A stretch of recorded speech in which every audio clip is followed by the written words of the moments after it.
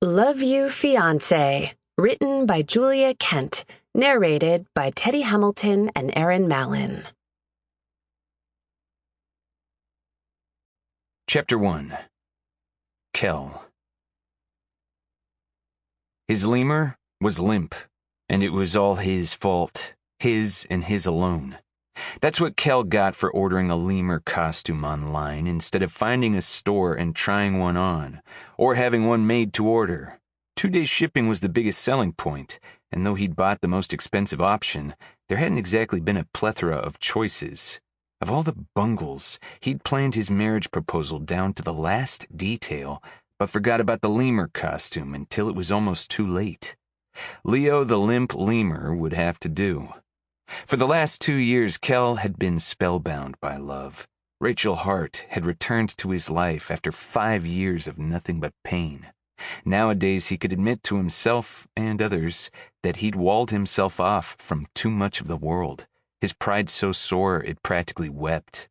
Right after college, when he and Rachel had been fellows at an environmental think tank in Washington, D.C., a coworker he'd dated had hurt him. He'd thought Rachel was in on the Let's Make a Fool of Kell campaign. Turned out, he was wrong.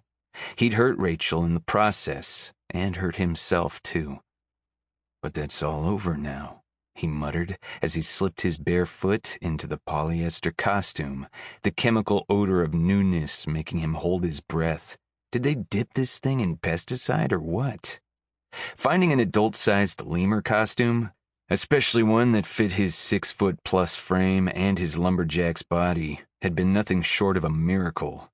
Except, as he struggled with the zipper, he wondered if this was actually more of a nightmare. The idea to propose to Rachel during the I Will Always Love You festival had come to him on a whim.